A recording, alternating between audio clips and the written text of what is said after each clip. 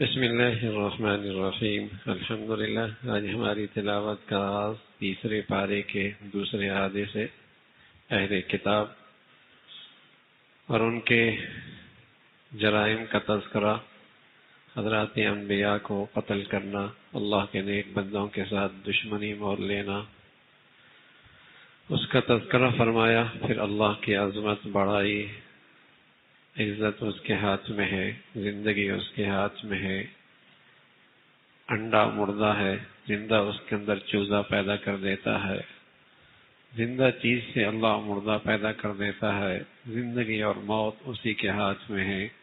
اہل ایمان کو تلقین ہے کفار سے دلی دوستی نہ رکھنا، کفر اور اسلام میں کوئی رشتہ ناتا نہیں ہے، تم کسی کافر سے دلی دوستی نہ رکھنا۔ اگر تمہیں اللہ سے محبت کا دعویٰ ہے تو اپنی زندگی نبی کی زندگی میں ڈھال لو، کہ تم اپنی محبت میں سچائی کی علامت ہے، اور جو ایسا کرے گا اللہ اس کی خطاؤں کو معاف فرما دیں گے۔ پھر اللہ کے قدرت کے واقعات کا تذکرہ ہے۔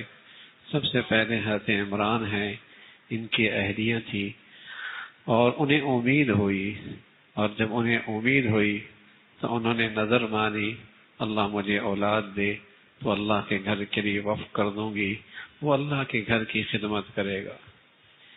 یہ بڑا اعزاز ہوا کرتا تھا، اللہ کے گھر کو آباد رکھنا، اللہ کے گھر کی خدمت کرنا، یہ بڑے اعزاز کی بات ہوا کرتے تھی۔ مسلمانوں میں تو اتنا بڑا اعزاز تھا کہ امام الانبیاء محمد الرسول اللہ، اللہ کے بعد کوئی ہستی ہے تو محمد الرسول اللہ ہیں۔ وہ خود اللہ کے گھر کی تعمیر میں بنفس نفیس خود شریک ہو رہے ہیں، پتھر اٹھا رہے ہیں، گارا لے کے آ رہے ہیں۔ کون بھائی؟ اللہ کا گھر بنانا ہے، یہ اعزاز کی بات ہے۔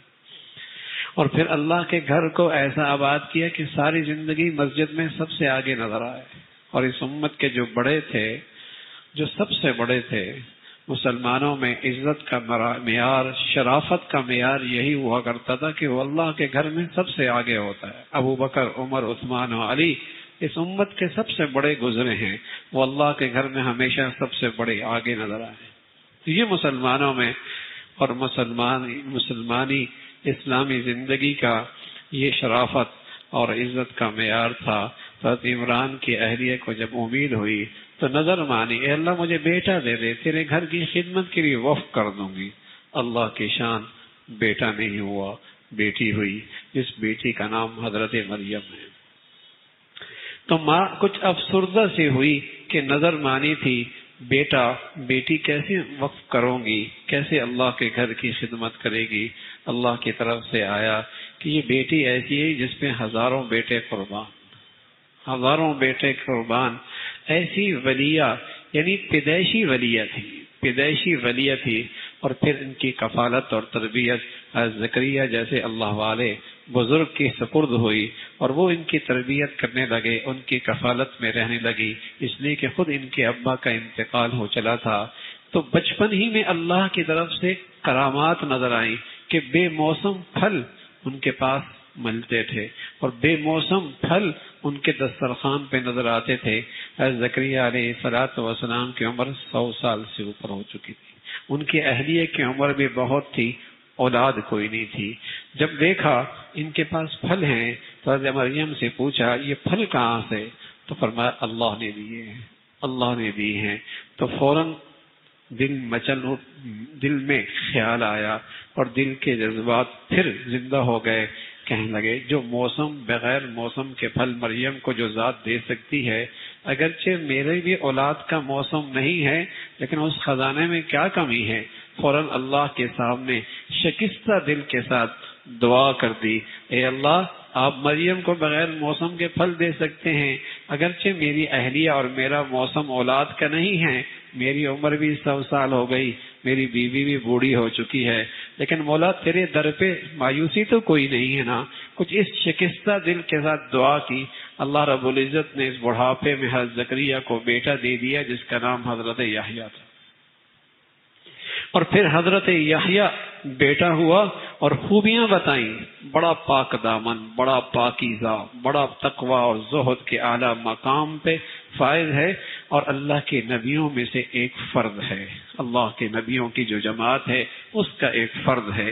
تو یہ بھی اللہ کی قدرت تھی کہ بڑھاپے میں اللہ نے اولاد دے دی، لیکن اس سے بھی زیادہ غیر معمولی اللہ کی شان کیا کہ اللہ رب العزت نے مریم کو بیٹا دے دیا، اور مریم کا بیٹا ایسا ہوا کہ مریم کا شوہر کوئی نہیں، حضرت عیسیٰ کا باپ کوئی نہیں۔ یہ اس سے بھی زیادہ اللہ کی قدرت۔ تو اللہ رب العزت نے حضرت عیسیٰ علیہ السلام حضرت مریم سے پیدا فرمایا۔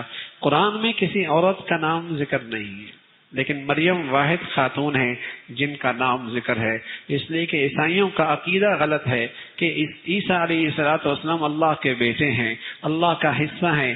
تو اللہ فرمایا نہیں، یہ مریم کے بیٹے ہیں، یہ تو مریم کے بیٹے ہیں۔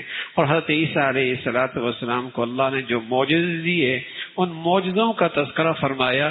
وہ سارے معجزے دیکھے یہودیوں نے، لیکن پھر بھی دشمنی پہ آ گئے، انکار کر بیٹھے، مقابلے پہ آ گئے، قتل کرنے کے درپے ہوئے، سولی پہ چڑھانے کی سازش کی۔ اللہ اللہ ہے، یہودیوں نے ختم کرنا چاہا، اللہ نے بچانا چاہا، انہوں نے بھی تدبیر کی، اللہ نے بھی تدبیر کی، لیکن اللہ کی تدبیر سب سے بہتر ہوا کرتی ہے۔ یہودیوں کا نظریہ ہے ہم نے مار دیا ہے، قبر میں دفن کر دیا ہے، پھر آسمانوں پہ قبر پھٹی، اللہ نے آسمانوں پہ اٹھا لیا ہے۔ عیسائیوں کا عقیدہ ہے سولی پہ لٹکا دیے گئے، اور اس لیے وہ صلیب کے نشان ان کا مذہب ہے، اس لیے وہ صلیب کے نشان ان کا مذہب ہے۔ اسی متحدہ ہندوستان کے اندر ایک کافر گروہ پیدا ہوا جسے ہم مرزائی کہتے ہیں، جسے ہم قادیانی کہتے ہیں۔ ان کا عقیدہ یہ ہے کہ آپ زخمی ہوئے اور لوگوں نے سمجھا آپ مر گئے، قبر میں دفن کر دیا گیا، لیکن بعد میں آپ کو اٹھا کر کشمیر لے جایا گیا، اور کشمیر میں پھر آپ کو طبی موت ہوئی۔ یہ ان کا عقیدہ ہے۔ لیکن مسلمانوں کا عقیدہ کیا ہے؟ اہل سنت والجماعت کا عقیدہ کیا ہے؟ قرآن کیا کہتا ہے؟ قرآن کہتا ہے اللہ نے آسمانوں پہ اٹھا دیا اور زندہ اٹھا لیا، اور قرب قیامت سے پہلے اللہ پھر دوبارہ اتاریں گے اور پھر زندگی گزاریں گے، اور پھر حضرت عیسیٰ علیہ السلام پر طبعی موت آئے گی۔ تو اس کا تذکرہ فرمایا، حضرت عیسیٰ علیہ السلام کی عظمت اور شان کا تذکرہ ہے۔ پھر وہ جو نجران سورہ آل عمران ہے، اس کے آغاز میں ایک وفد نجران سے عیسائیوں کا آیا تھا۔ جب اللہ کے نبی نے ان کو بہت سارے دلائل دیے، نہ مانے، تو اللہ کی طرف سے حکم آیا آپ علیہ السلام کو، آپ انہیں مباہلے کا چیلنج کریں۔ مباہلہ کہتے ہیں تم بھی اپنے گھر کے افراد کو میدان میں لے آؤ، میں بھی اپنے گھر کے افراد کو میدان میں لے آتا ہوں، اور پھر اللہ کے سامنے پوری خشوع اور خضوع کے ساتھ دعا کرتے ہیں، اے اللہ جو جھوٹا ہے اس پر تیری لعنت ہو، اس پر تیری پکڑ آ جائے۔ اللہ کے نبی نے یہ چیلنج کر دیا، لیکن یہودیوں کے اس وفد میں ان کے مذہبی پیشوا بھی موجود تھے۔ وہ تو جانتے تھے آپ سچے ہیں، اور یہ بھی جانتے تھے میدان میں چلے گئے تو مارے جائیں گے۔ انہوں نے جانے سے انکار کر دیا، جزیہ دینے پہ راضی ہو گئے۔ اس کا تذکرہ فرمایا۔ پھر دعوت کا طریقہ، یہودیوں سے کہا، عیسائیوں سے کہا، جس پیغمبر کو تم مانتے ہو، جس رسول پہ جسے تم سچا مانتے ہو، وہ بھی تو توحید کی دعوت دیا کرتے تھے، وہ بھی تو توحید کا پیغام دیا کرتے تھے، ہم بھی تو توحید کی بات کرتے ہیں۔ پھر ابراہیم علیہ السلام کی طرف تم نسبت کرتے ہو۔ ابراہیم یہودی نہیں تھے، نصرانی نہیں تھے، وہ تو موحد اعظم تھے، وہ تو توحید پرست تھے۔ وہ یہودیوں کی طرح حضرت عزیر کو اللہ کا بیٹا نہیں مانتے، عیسائیوں کی طرح حضرت عیسیٰ علیہ السلام کو اللہ کا بیٹا نہیں مانتے۔ یہ تو اللہ کو گالی دینا ہے، یہ تو اللہ کو گالی دینا ہے۔ دیکھو بھائی، اگر کوئی یہ کہہ دے کہ فلاں شخص کی جو اولاد ہوئی ہے نا، وہ اولاد اس کے جنس سے نہیں ہوئی، وہ بلی ہوئی ہے، وہ بکری ہوئی ہے، وہ بھیڑ ہوئی ہے، تو بتائیے یہ کتنا بڑا عیب ہے، یہ کتنا بڑا عیب ہے کہ انسان کے جنس کا بیٹا اولاد نہیں ہوئی، بلکہ اس عورت کو کس کا بچہ ہو گیا؟ بھیڑ کا بچہ ہو گیا، بکری کا بچہ ہو گیا، گائے کا بچہ ہو گیا۔ یہ بہت بڑی گالی ہے، بہت بڑا عیب ہے۔ تو بتائیے یہ جو اولاد ہے اللہ کی جس کی تم نسبت کرتے ہو، یہ اللہ کا جنس ہے؟ اگر جنس ہے تو پھر کتنے خدا ہو گئے؟ اور اللہ کا غیر ہے تو یہ اللہ کو گالی ہے۔ اگر اللہ کے جن سے نہیں ہے تو تم اللہ کو یہ گالی دے رہے ہو۔ تو یہ یہودی اور یہ نصرانی اللہ کو گالی دیتے ہیں، اور مسلمان کی غیرت کا تقاضا ہے. کبھی یہود و نصارہ سے دلی محبت نہیں رکھتے. جو ان کے خدا کو گالی دے، کوئی میری ماں کو گالی دے، مجھے برداشت نہ کر سکوں، اور میرے غیرت کا تقاضا ہے کہ میں اس سے دوستی اور یاری نہ لگاؤں. جو میرے خدا کو گالی دے، کیسے ایک مسلمان اس سے دلی دوستی رکھ سکتا ہے؟ اس کا تذکرہ فرمایا کہ ان کو دعوت دو اور کہہ دو ابراہیم علیہ السلام یہودی نہیں، نصرانی نہیں، وہ تو موحد اعظم تھے. پھر یہودیوں کی کرتوت کا تذکرہ فرمایا اور ان کے بخل کا تذکرہ فرمایا. پھر اللہ رب العزت نے فرمایا ہم نے تو آپ کی رسالت اور نبوت کی عہد سارے نبیوں سے لیا ہے. اور پھر فرمایا اسلام ایک واحد دین ہے جو نجات کا ذریعہ ہے. جو کسی غیر اس طرح سے زندگی کو اختیار کرے گا اللہ کے ہاں وہ قابل قبول نہیں ہے. اور جو کفر پہ مر گیا اور پھر کفر کے ساتھ بارگاہ خداوندی میں حاضر ہوا اور ساری دنیا کی دولت بھی نجات کے لیے دینے پہ آ جائے، تب بھی اس کی یہ دولت قبول نہیں کی جائے گی اور اس کے لیے دردناک عذاب ہے. اور پھر بتایا کہ نیکی کے اعلیٰ درجے پہ پہنچنے کے لیے اللہ کو ہاں اپنی سب سے پیاری چیز پیش کرنی ہوگی. جو سب سے محبوب چیز تم اللہ کے دربار میں پیش کرو گے تو یہ نیکی کا سب سے اعلیٰ درجہ ہوگا.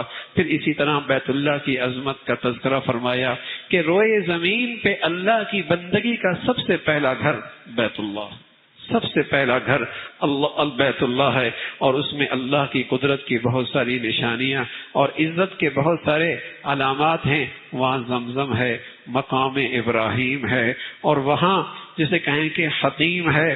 یہ ساری کی ساری بڑی مقدس جگہ ہیں. اور مقام ابراہیم میں آپ حضرات نے بھی دیکھا ہوگا وہاں ایک پتھر ہے جو شیشے کے اندر رکھا گیا ہے. یہ حضرت ابراہیم علیہ السلام کی ایک سیڑھی تھی. جب بیت اللہ کی تعمیر کرتے یہ خود بہت اوپر ہو جایا کرتا تھا، اور جب تعمیر میں آپ کو نیچے کام کی ضرورت پڑتی تو یہ پتھر خود بہت نیچے ہو جایا کرتا تھا. یہ اللہ نے آپ کو معجزہ دیا تھا. وہی پتھر کا نشان وہاں موجود ہے. فرمایا یہ مقام ابراہیم بھی ہے، یہاں حتیم بھی ہے، یہاں زمزم بھی ہے. یہ بیت اللہ اللہ کے گھر میں روئے زمین پر بندگی کا پہلا گھر ہے. پھر ایمان والوں سے کہا ایمان والوں کفار کی اطاعت نہ کرنا. کتنی ان کی مانو گے وہ تو پھر بھی راضی نہیں ہوں گے. وہ تم سے اس وقت راضی ہوں گے جب تم اسلام چھوڑ کے کفر اختیار کرو گے. اے ایمان والو اللہ سے ڈرو اور آپس میں فرقہ بندی میں، گروہ بندی میں تقسیم نہ ہو. اللہ کی رسی مضبوط سے پکڑو گے ہدایت کی، ایمان کی. یہی تمہاری اتحاد اور اتفاق کی بنیاد ہے.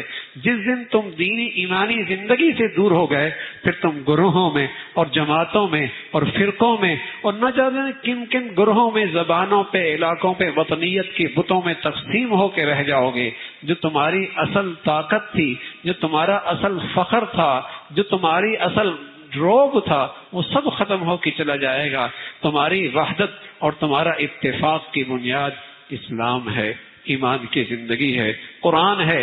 اسے مضبوطی سے پکڑو. اور پھر فرمایا تم میں کچھ لوگ ایسے بھی ہونے چاہیے جو زندگیاں وقف کر دیں، جن کا کام ہی یہی ہو برائی سے روکنا، اچھائی کی طرف بلانا. اور اس کا تذکرہ فرمایا کل قیامت میں کچھ چہرے چمکتے ہوئے ہوں گے، پتہ چلے گا یہ کامیاب لوگ ہیں. اور کچھ چہرے سیاہ ہوں گے، وہ ہوں گے جن کی زندگیاں بدعملی پہ گزری ہوں گی. اور فرمایا یہ امت تو بہت معزز امت ہے اور اللہ کے ہاں اس کا بڑا مقام ہے، اس لیے کہ یہ ایمان کے ساتھ ساتھ صرف اپنی دینی زندگی کی فکر نہیں کرتی.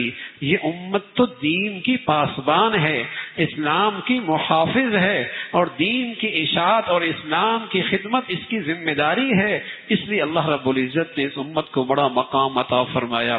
پھر فرمایا یہودی سب ایک جیسے نہیں ہوتے، کچھ ایسے بھی ہوتے ہیں سلیم الفطرت ہوتے ہیں، ایمان لے آتے ہیں، اسلام قبول کر لیتے ہیں. اللہ رب العزت کے ہاں ان کا بڑا مقام ہے.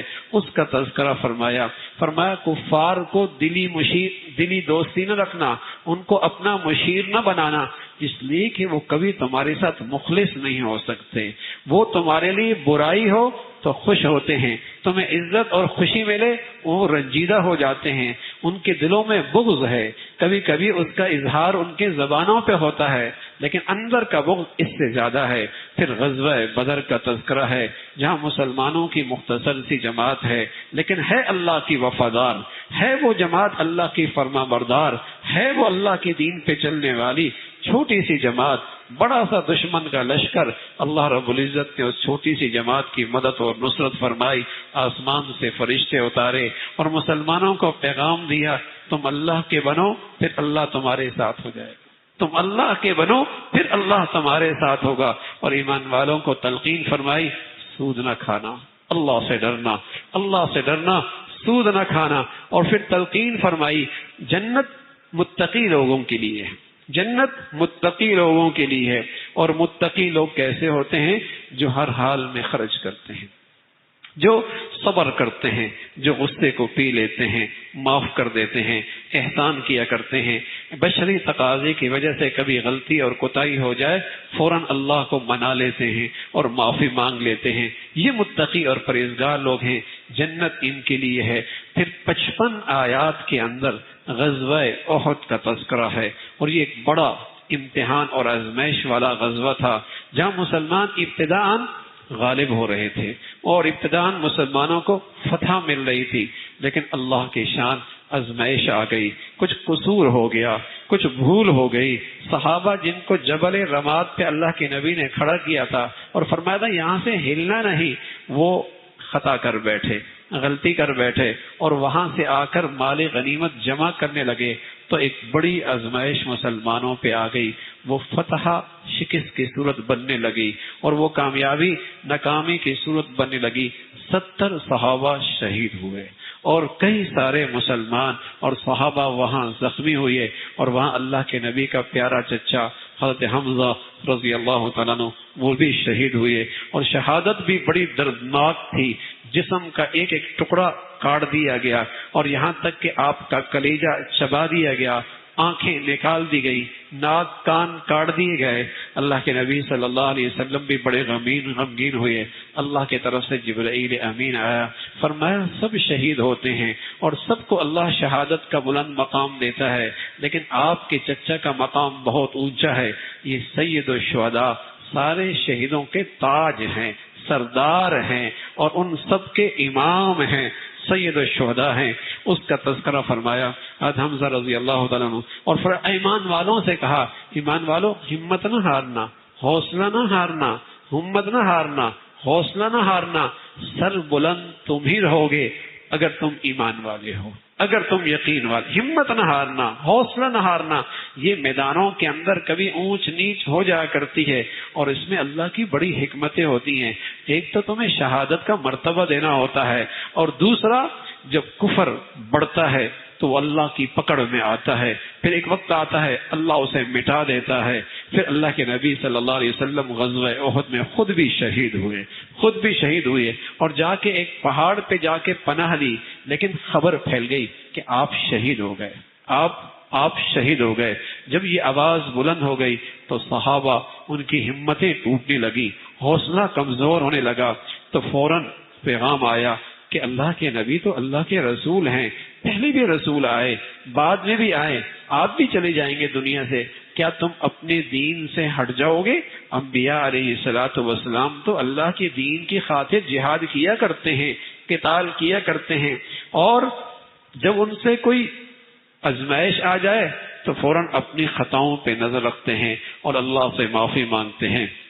پھر اللہ نے اہل ایمان سے کہا ہمیشہ اللہ کی اور اللہ کے رسول کی اطاعت کرو۔ پھر احد کے میدان کا وہ منظرنامہ، جب صحابہ کچھ میدان سے پیچھے ہٹنے لگے، اللہ کے نبی انہیں بلانے لگے اور وہاں ایک شکست کا ماحول تھا، تو وہاں منافقین کو بولنے کا موقع ملا، پروپیگنڈا کرنے کا موقع ملا کہ تمہیں کس نے کہا تھا میدان میں جاؤ، تمہاری طاقت 700، دشمن کی طاقت 3000، یہ کوئی مقابلہ ہوتا ہے؟ ہماری مانتے تو آج یہ آزمائش نہ آتی، تمہارے لوگ شہید نہ ہوتے، تم زخمی نہ ہوتے۔ تو اللہ رب العزت نے جواب دیا موت میدانوں میں نہیں ہوا کرتی، موت تلواروں کے نیچے نہیں ہوا کرتی، تم گھروں کے اندر بھی محفوظ قلعوں میں رہو گے، موت کا جب وقت آئے گا تو موت آ کے رہے گی، موت آ کے رہے گی۔ صحابہ پر بڑی آزمائش آئی، لیکن سبحان اللہ، اللہ کے ہاں صحابہ کا بڑا مرتبہ ہے، بڑا ہی مرتبہ ہے۔ جہاں قصور آیا فوراً وہاں اللہ کی طرف سے پیغام بھی آیا، ہم نے معاف کر دیا، فوراً وہاں پیغام بھی آیا، ہم نے معاف کر دیا، اور اس امت کو سبق دیا۔ دیکھو جن کے دل سیاہ ہوتے ہیں نا، کہیں ایسا نہ ہو وہ صحابہ پہ انگلی اٹھائیں، کہیں صحابہ پہ اعتراض کریں، اس لیے کہ صحابہ پورے دین کے پاسبان ہیں، اور صحابہ واسطہ ہیں دین کا امت تک پہنچنے کا۔ خدا نخواستہ اگر یہ واسطہ متنازع ہو گیا، سارا دین متنازع ہو جائے گا، سارا دین متنازع ہو جائے گا۔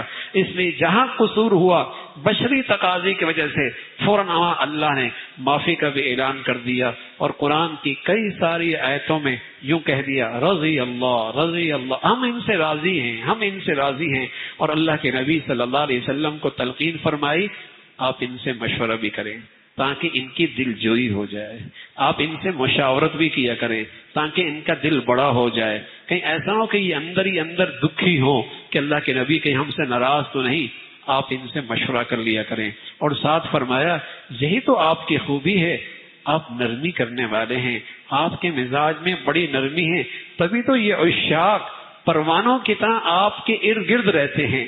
اگر آپ سخت مزاج ہوتے تو یہ سب آپ سے بکھر جاتے اور کوئی آپ کے قریب نہ آتا۔ یہی تو آپ خوبی ہے، آپ نرم دل ہیں، نرم مزاج ہیں، درگزر کرنے والے ہیں، یہ عشاق آپ کے ارد گرد پروانوں کی طرح رہتے ہیں۔ پھر اللہ رب العزت نے ان کا تذکرہ فرمایا جو یہودی تھے، جو مالوں میں بخل کیا کرتے تھے۔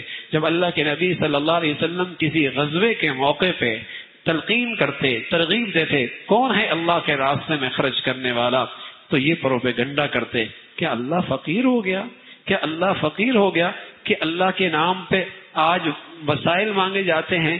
تو اس کا تذکرہ فرمایا، اللہ ان کی کرتوتوں کو جانتا ہے اور ان کی گفتگو بھی سنتا ہے، ان قریب ان کو اس کی سزا ملے گی، اس کا تذکرہ فرمایا۔ پھر اللہ رب العزت نے فرمایا جو عقل مند لوگ ہیں وہ اللہ کی قدرت میں غور کرتے ہیں اور اللہ سے معافیہ مانگتے رہتے ہیں۔ جیسے مرد اللہ کا ولی بن سکتا ہے، عورت بھی اللہ کی ولی بن سکتی ہے۔ جیسے مرد اللہ کا قرب پا سکتا ہے، عورت بھی اللہ کا قرب پا سکتی ہے۔ بس ایمان اور عمل کی زندگی میں جو آگے بڑھے گا وہ اللہ کے ہاں اتنا ہی قرب پا لے گا۔ اور پھر تذکرہ فرمایا جو اللہ کے راستے میں ہجرت کرتا ہے یا اللہ کی خاطر اسے ستایا جاتا ہے، تکلیف دی جاتی ہے، یا وہ جہاد کرتا ہے، اللہ اس کی خطاؤں کو معاف فرما دیا کرتا ہے۔ فرمایا کفار کی یہ چمکتی دمکتی زندگی کہیں تمہیں دھوکے میں نہ ڈالیں، کفار کی یہ چمکتی دمکتی زندگی تمہیں دھوکے میں نہ ڈالے۔ کیوں بھائی؟ فرمایا یہ تو بہت متاع قلیل، تھوڑا سا وقت ہے۔ اور خود اللہ کے نبی نے فرمایا ساری دنیا کی مثال اللہ کے ہاں ایک مچھر کے پر کے برابر بھی نہیں، اور کسی کے پاس بہت سارے مچھر کے پر ہو جائیں تو کوئی رش کرنے کی چیز ہے، کوئی جسے کہیں کہ نظریں اٹھا کے دیکھنے کی ضرورت ہے۔ فرمایا نا کافروں کے بعد یہ چمکتی دھمکتی زندگی ہے بہت وقتی ہے، ان قریب جہنم ان کا ٹھکانہ ہے۔ کوئی آدمی جیل خانے میں جائے نا، جیل خانے میں جائے، ایک آدمی بڑا زربق لباس پہنا ہوا ہے اور شاندار اس کی کھانے لگی ہوئی ہیں دسترخوان پہ، لیکن داخل ہونے والا اس کو پتہ نہیں کہ شام کے اس کے لیے پھانسی کی سزا ہے۔ دوسرا آدمی جیل میں ایسا ہے جس کے پھٹے پرانے کپڑے ہیں، کھانے کے لیے بھی کچھ نہیں ہے، لاغر بھی ہے، لیکن اس جانے والے کو پتہ نہیں شام کو اس کی رہائی ہے، شام کو اس کی رہائی ہے۔ بتائیے یہ دھوکہ کھائے گا نہیں کھائے گا؟ یہ سمجھے گا یہ زر برق لباس پہننے والا یہ تو وی آئی پی قیدی ہے اور مزے کے کھانے ہیں اور مزے کا لباس ہے، بڑی اسٹیٹس کی جیل ہے اس کی۔ اسے کیا پتا رات کو اس نے پھانسی پہ لٹکنا ہے اور وہ بھوکھا پیاسا پھٹے پرانے کپڑے، اسے کیا پتا رہا ہونے والا ہے۔ تو میرے عزیزو کافروں کی چمک دمک نہ دیکھنا، کل نہ جانے کس گھڑی جہنم کے سولی پہ لٹکا دیا جائے گا اور ہمیشہ جہنم اس کا ٹھکانہ ہوگا۔ اور ایمان والے کے فقر و فاقہ پہ جیسے کہیں کہ غلط فہمی نہ مبتلا ہونا، یہ بہت وقتی ہے، بہت بڑی اللہ نے ان کے لیے جنت اور میزبانی تیار کر رکھی ہے، اس کا تذکرہ فرمایا ایمان والو صبر کرو، دین پہ جمے رہو اور ہمیشہ اپنی دینی زندگی کی سرحدوں کی چکنا ہو کے حفاظت کیا کرو، تقوی اختیار کرو، گناہوں سے پرہیز کرو، تم کامیاب ہو جاؤ گے۔ اللہ رب العزت یہ صفات ہم سب کو نصیب فرما دے۔